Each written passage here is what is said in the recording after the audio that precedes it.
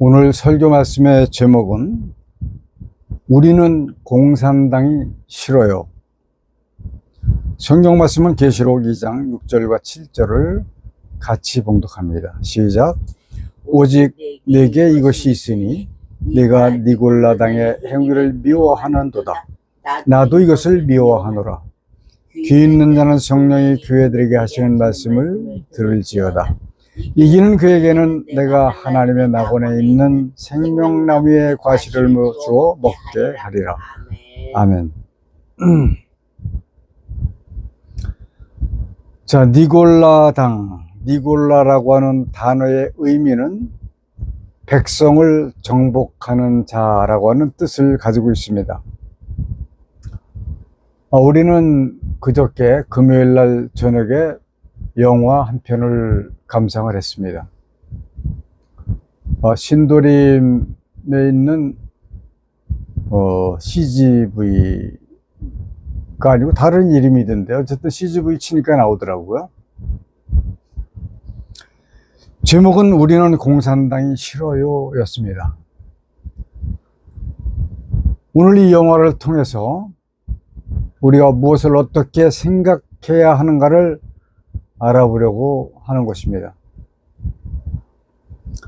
정치에 대한 비평을 하고자 하는 것이 아니기 때문에 여러분들께서 좀 귀를 기울여서 들어주시기를 바랍니다.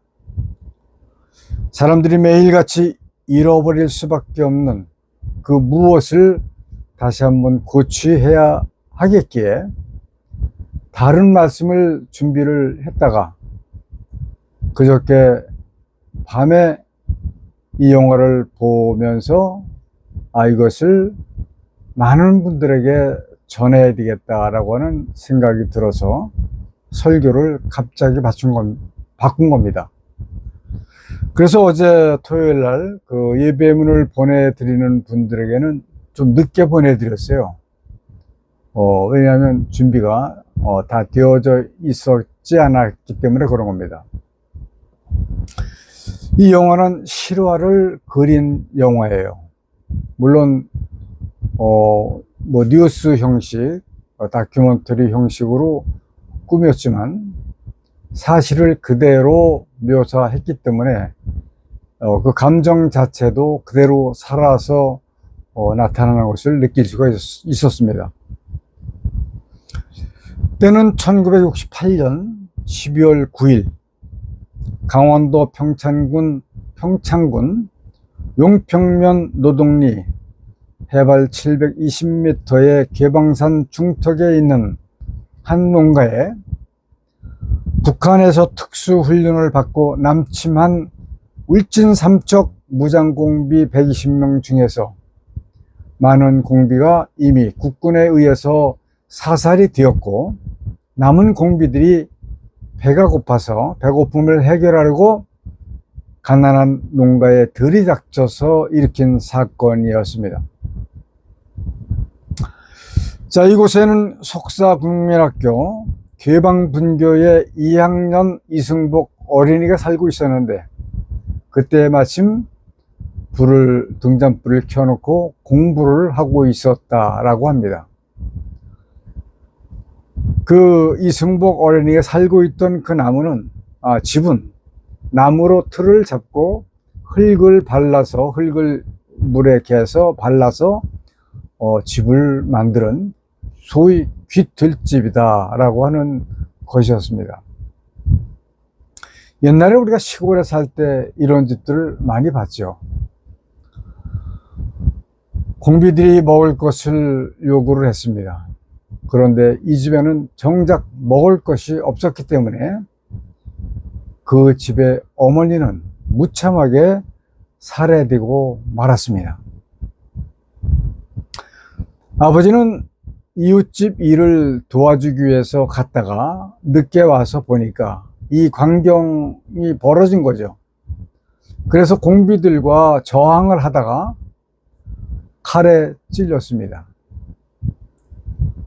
그러나 간신히 도주를 해서 대한민국 수색대에 가서 신고를 하고 돌아와서 보니까 이미 4명의 식구는 살해된 후였고, 우리는 공산당이 싫어요 라고 외친 이승복 어린이는 북계군이 대검으로 승복이의 입을 찢어서 죽였다라고 영화에도 나오고 기록에도 나옵니다. 참 이날이 바로 승복 어린이의 생일이었다고 합니다. 가족은 아버지와 어머니 그리고 4자녀 6명이 살았는데,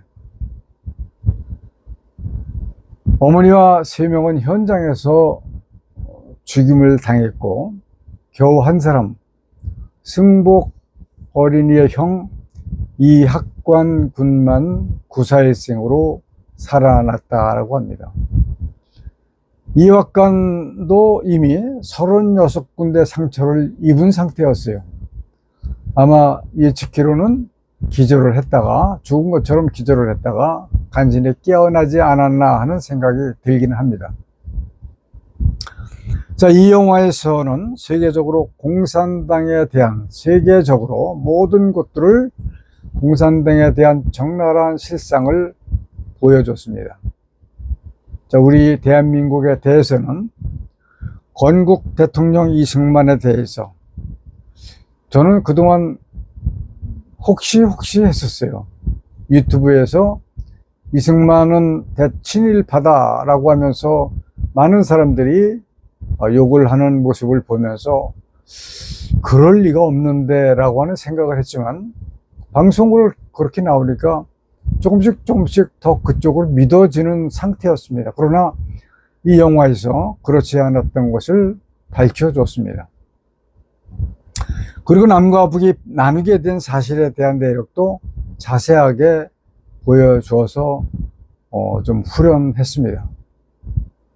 자, 당시 공산주의자 박헌영이라고 하는 사람이 있었고, 북한에 김일성이라고 하는 자가 있었는데, 김일성의 남침과 박헌영과 북의 실세, 김일성과의 권력을 두고 쟁탈을 하고자 하는 그 마찰이 결국 6.25 사변으로 일어나게 되었다라고 하는 말입니다.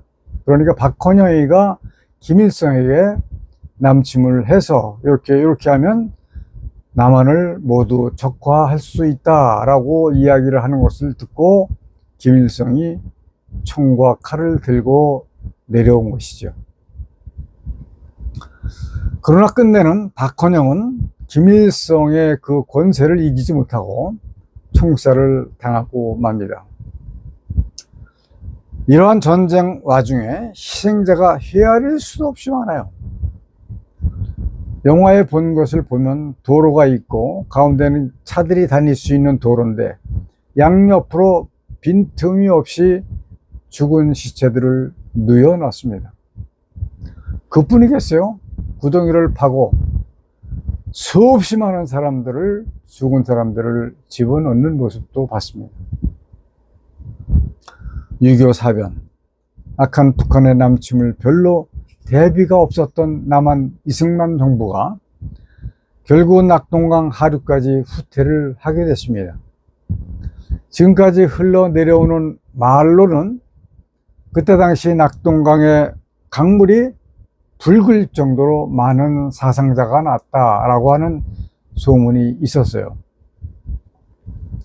자, 미국 육군의 원수 더글러스 맥어드 장군이 인천 상륙 작전을 합니다. 그래서 성공적으로 작전을 수행을 했고, 수도 서울을 탈환을 하고 다시 북쪽으로 올라가서 압록강까지 진격을 했습니다. 남북 통일의 순간이 눈앞에 있었는데, 이때에 중공군이 개입을 합니다. 중공군이 인해 전술로 미군을 쳐들어오는 거예요. 쓰러지고 또 쓰러지고 죽어도 계속 그 인력으로 밀려오는 거예요. 뭐 어떻게 할 수가 없습니다. 미군은 전력이 약화가 되었고, 이에 따라서 1950년 12월 15일부터 24일까지 흥남 철수 작전이 전개됐습니다. 대중가요에서만 듣던 흥남부두,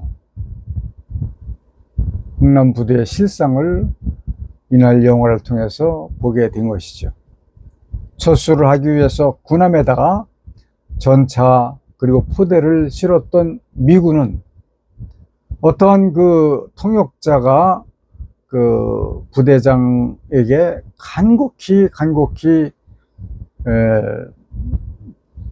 청을 해서 결국은 전차와 포대를 내려놓고 미군 10군단과 한국군 1군단과 피난민 10만 명을 안전하게 철수하기 위해서 배에 실었던 모든 무기를 내려놓고 철수를 한 거죠. 자, 별 피해 없이 철수 작전이 잘 진행되었기 때문에 이때 당시 들리는 이야기에 의하면 미라클 오브 크리스마스다. 그러니까 기적의 크리스마스다라고 불렸다라고 합니다. 얼마나 추웠을까요? 근데 그 영화를 보면 물론 전에도 많은 그 뉴스를 통해서 본 기억이 납니다만 남으로 피난을 가기 위해서 사람들이 기차를 탔는데 탈 곳이 없으니까 기차 위에 올라가서 위 쪽에 올라가서 내려가는 모습들을 봤어요. 뭐 잡을 만한 것도 없는데 어떻게 그렇게 갔는지 모르겠어요. 아마 떨어져서 죽은 사람들도 많이 있을 거라고 예상을 합니다. 사람들은 등에 짐을 지고 머리에 짐을 이고 어깨에 짐을 메고 또 짐을 밧줄로 끌고 그리고 죽지 않고 살으려고 애를 쓰는 모습들이 눈에 보였습니다. 추위에 두 줄기 정말 누런 코가 이만큼 내려온 고아들의 울음소리가 귀에 쟁쟁합니다. 그때 당시에 생긴 그 가요들을 보면 눈보라가 휘날리는 바람찬 흥남 부두에 고향이 그리워도 못 가는 신세 전우의 시체를 넘고 넘어 앞으로 이러한 가요들이 엄청나게 많이 나왔어요. 그러나 모두가 다 고향을 잃은 슬픈 노래들이었죠. 이 많은 대중가요는 사람들의 옷을 눈물로 적시게 했습니다.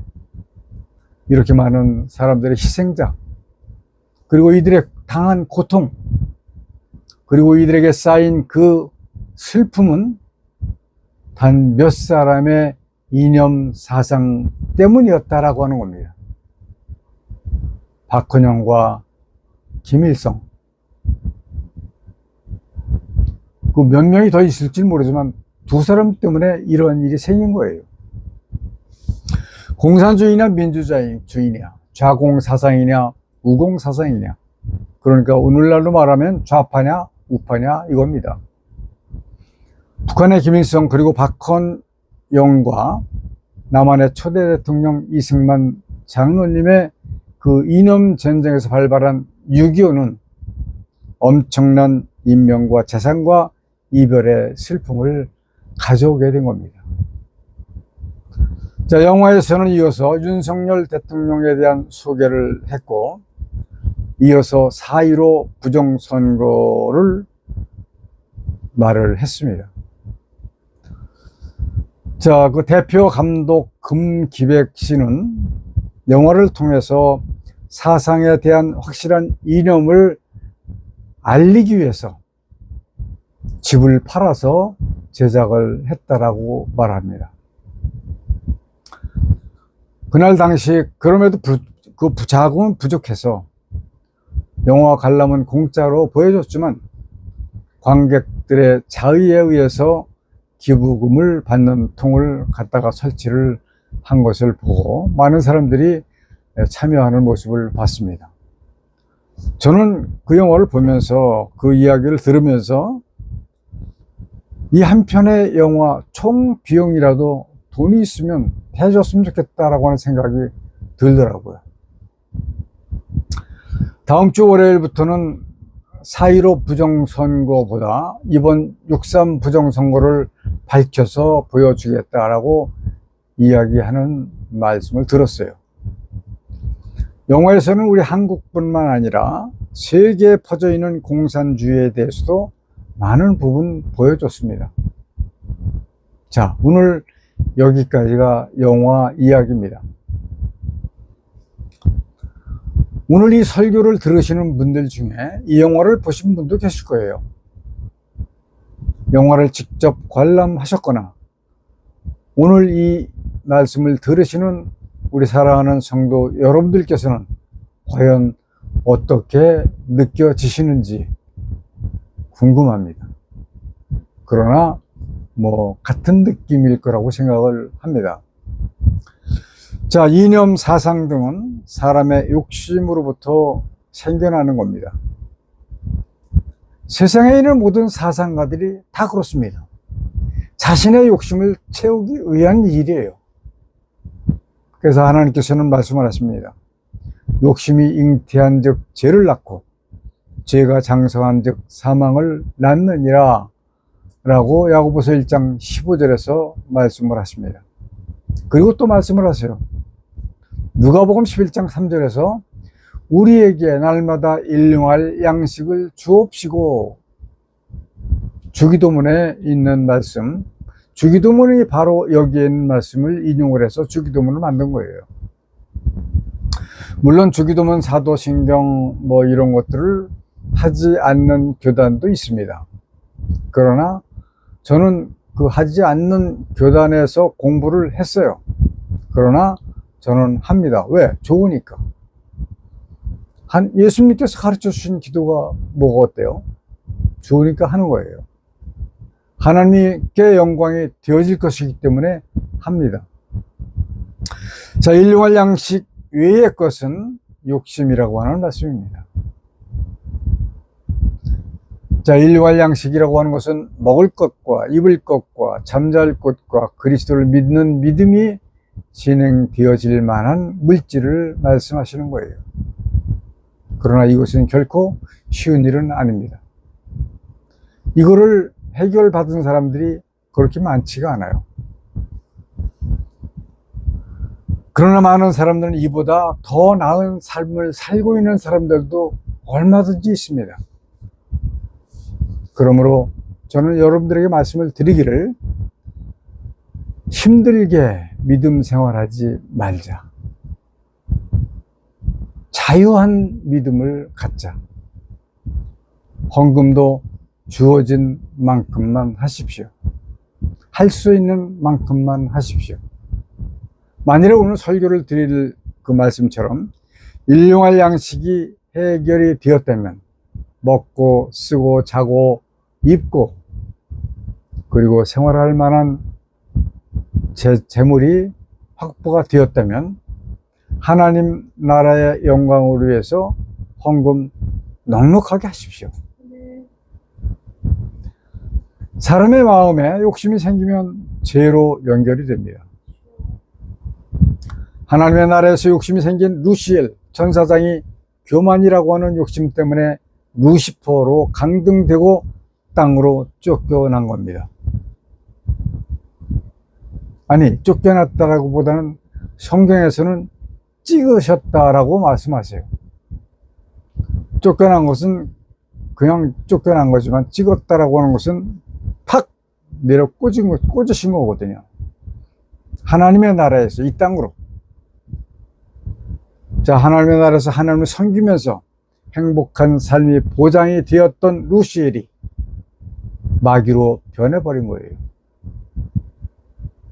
마귀 루시엘이 찍힌 곳이 바로, 루시퍼가 찍힌 곳이 바로 땅입니다. 이 땅은 불구덩이였다고 말씀을 드렸습니다. 자, 이 불구덩이는 용암구덩이라고 말씀을 또 드렸습니다.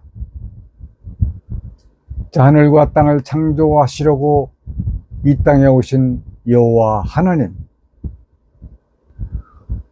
불인 이 땅을 덮어 놓으셨던 물을 둘러 나누시고 가운데 궁창을 두시고, 그러니까 하늘을 두시고 하늘의 해와 달과 별들을 지으셨다라고 하는 말씀이에요. 엿새 동안에 모든 만물을 창조하셨고 땅의 짐승들과 공중의 새와 땅에 기는 모든 것들에게 식물을 주셨는데 그 식물은 바로 푸른 풀이었습니다. 창세기 1장 30절에 나와 있습니다. 만약에 푸른 풀이 식물인 것들이 이 세상에 있었다면 그들은 싸움이 있을 수가 없습니다. 욕심을 부릴 필요가 없기 때문에 그런 거예요. 그리고 마지막 엿새 날에 세상을 다스릴 사람을 지으신 것입니다. 자, 하나님께서는 동방의 에덴이라고 하는 동산을 만드시고 세상의 만물을 다스릴 사람을 거기서 살게 하셨습니다. 에덴은 낙원이었습니다. 세상의 4대 강, 그러니까 성경에 나오는 강의 이름은 비손강, 기혼강, hitdegel강, 유브라데강, 이렇게 4대 강 줄기가 에덴에서 발원합니다. 그러니까 모든 그 삶의 근원이 에덴에서 출발한다라고 보시면 되는 것이죠. 자, 지금도 강은 사람이 건강하게 살아가는 그 핏줄과도 같은 문의의 부흥의 젖줄이 되는 것이 바로 강입니다. 우리 한국 서울에는 한강이 있죠. 강이 없는 대도시가 없습니다. 자, 이렇게 아름다운 에덴에서 아담과 하와는 아무 걱정 없이 살아갔습니다. 그런데 난데없이 뱀이 나타났어요. 이 뱀에 숨어있는 마귀에 의해서 아담은 속아 넘어갑니다. 오늘날도 역시 정신을 차리지 않으면 안 됩니다. 그러므로 하나님의 명령을 거역하는 죄를 짓게 되었죠. 그래서 세상을 다스리는 그 권세를 마귀에게 넘겨주게 되었습니다. 이것이 문제가 된 겁니다. 그래서 여기서부터는 이 세상을 마귀가 좌지우지합니다. 쥐락펴락한다 이런 말이에요. 사람들은 하나님께서 왜 선하게 역사하지 않느냐고 불평하는 사람들이 많이 있습니다.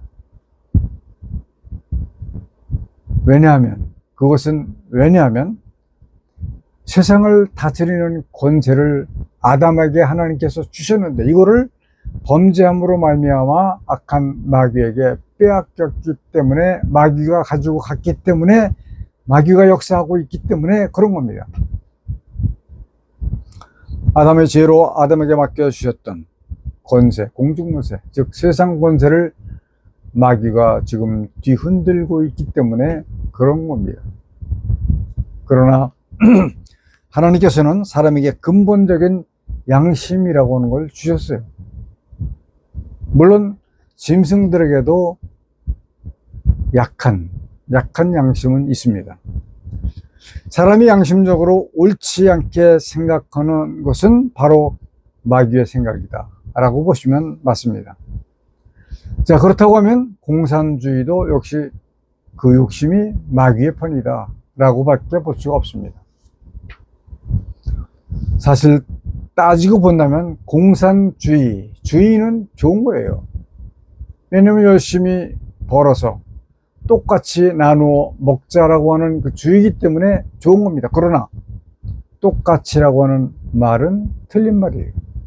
똑같을 수가 없습니다.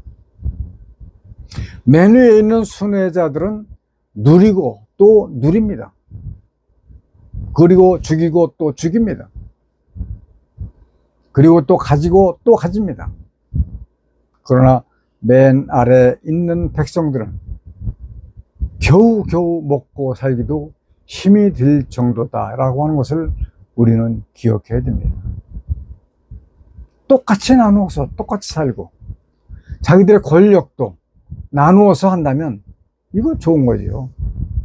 그러나 이 공산주의는 말만 공산이지 사실은 그런 게 아니에요. 지금 현재 우리나라 대한민국이 세계 강대국 6위입니다. 6위. 북한은 맨 밑바닥에 있어요.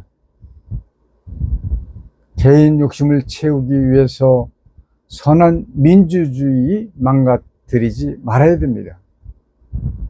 공산주의는 개인 욕심을 채우기 위한 주의라고 보시면 됩니다. 그러나 채워봤자 별것 아니에요. 조금 더 편안하게, 조금 더 풍요롭게 살 뿐이죠. 아무것도 아닙니다. 자, 영화에서도 보여줬죠. 1980년 아웅산 폭파 사건. 그때 당시 전두환 한국 대통령이 시간차 때문에 그 폭파 사건에서 피해를 보지 않았습니다. 대신 많은 한국 내빈들이 죽거나 다치거나 했습니다. 또 1987년 김현희의 8기 폭파 사건. 이외에 국내외의 각각의 암살 사건 등은 너무나도 많고, 그리고 무자비하게 사람들을 죽였습니다. 자, 이러한 것들이 사상, 이념 안에서 역사하는 악한 마귀의 짓이다라고 하는 것을 우리들은 기억을 해야 됩니다. 사람들은 사람들만 보지 뒤에 숨어있는 악한 마귀를 보지를 못해요. 보셔야 됩니다. 이거 반드시 보셔야 돼요. 이게 굉장히 중요한 거예요. 마귀는 교회 안에서도 자유주의와 인본주의와 세속주의로 목사들을 쓰러뜨리고 있습니다. 쓰러지는 것도 몰라요. 재밌으니까, 풍요로우니까. 사람의 사상이든 이념이든 개인이든 모든 욕심은 마귀의 일이라고 하는 것을 우리는 깨달아야 됩니다. 이 세상의 모든 욕심과 악은 마귀의 일이라고 하는 것을 꼭 기억하셔야만 된다라고 하는 것을 강조합니다. 다음 주에는 오늘 설교하려고 했던 포도원의 비유로 말씀을 전하겠습니다. 우리 사랑하는 우리 성도 여러분들은 이 세상을 지금 하나님께서 친히 다스리시기보다는 마귀가 아담의 권세를 가지고 갔기 때문에 지금 마귀가 휘두르고 있기 때문에 이렇게 악하고 더러운 세상이 진행되고 있다. 하나님께서 하시면 전혀 그렇지 않습니다. 이것 꼭 기억하시기를 바랍니다. 할렐루야.